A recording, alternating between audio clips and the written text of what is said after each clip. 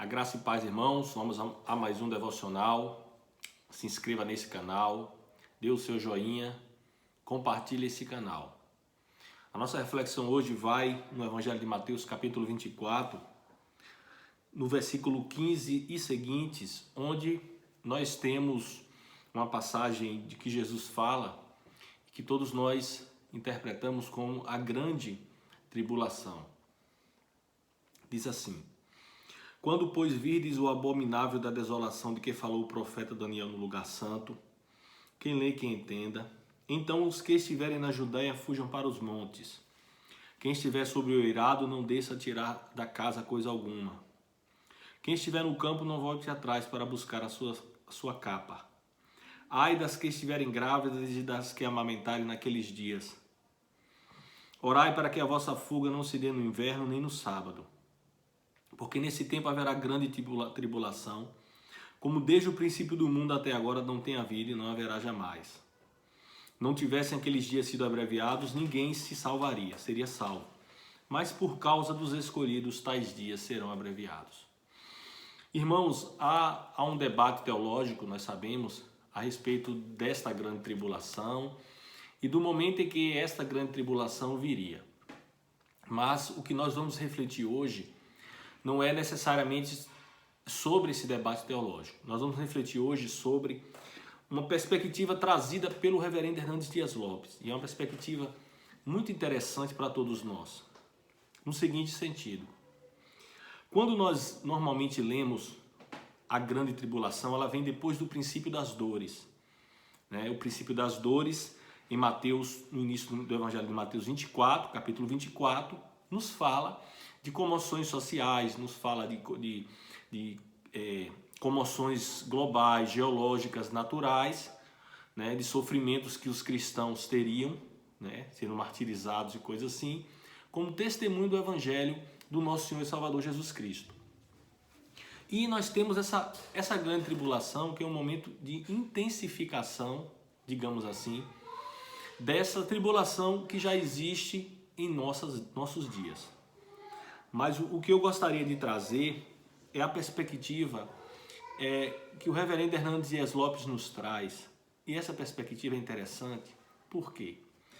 Porque se cria muito terror em cima dessa passagem. Se cria muito terror. Nós sabemos que o nosso evangelho não é um evangelho de prosperidade, mas que é um evangelho em que nós passamos pelas vicissitudes do mundo. Mas se cria um impacto de que essa grande tribulação será um momento de muito terror para nós cristãos. E eu gostaria de dizer que a interpretação que o reverendo Hernandes nos traz é que esse momento de terror, ele não é para nós cristãos, na sua intensidade. Por quê? Veja só. Diz assim: quando virem o abominável da desolação, que falou o profeta Daniel no lugar santo, então os que estiverem na Judéia fujam para os montes, quem estiver no eirado não desça. Então traz a ideia de que nós, irmãos cristãos, vamos fugir desta grande tribulação. Por quê? Por que nos traz essa ideia? Porque essa profecia, ela é uma dupla profecia. Foi uma profecia que foi feita, que Jesus fez também para o ano 70 depois de Cristo, quando Tito Domiciano, e Vespasiano, que eram imperador e generais, adentraram no templo de Jerusalém e dizimaram todos os judeus. Foi uma carnificina, foi uma terrível tribulação.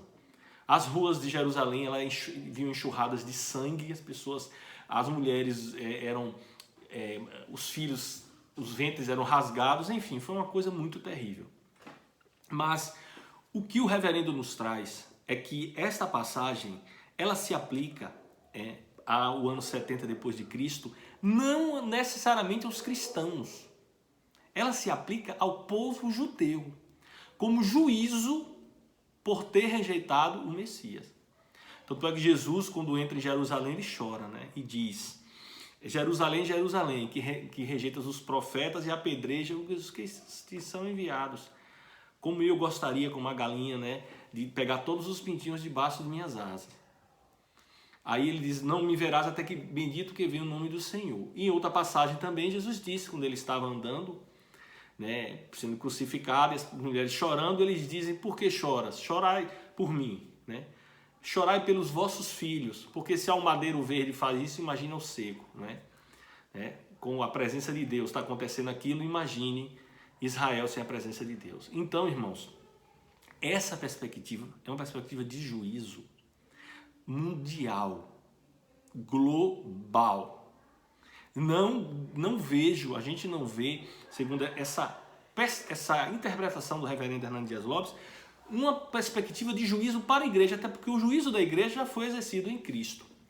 Então, cabe a nós orar para que a nossa fuga não se dê no inverno nem no sábado. Então, nós já estamos vivendo tribulações, né? Nós estamos passando por um início de uma grande tribulação, nós acreditamos. Porque o que se vê hoje, irmãos, né? O absurdo que se vê, né? Com ideologia de gênero e outras coisas que querem impor isso, é uma perversidade astronômica, nós já vemos no mundo. Mas o que nós queríamos dizer é que esse alerta de Jesus é um alerta para que os seus escapem da grande tribulação, não é? Para que os seus sofram o mínimo possível neste período de terror, esse período em que a iniquidade vai chegar ao ápice, não sei se nessa geração ou em outras gerações, mas que a sua igreja estará sim debaixo da proteção de Deus, sim guardada por Deus. Tanto é que existe, há 2000 anos atrás, o Senhor proferiu esse sermão nos alertando, né, de que nós vamos ter que ficar longe do mundo quando isso acontecer, nós vamos ter que aos poucos nos afastarmos, né, da iniquidade e do sofrimento. Então que o Espírito Santo aplique essa palavra no seu coração, que nós possamos descansar no Senhor e entender que tudo que o Senhor nos dá, não existe um fardo que nós não possamos carregar, que possamos crer em nome de Jesus. Amém.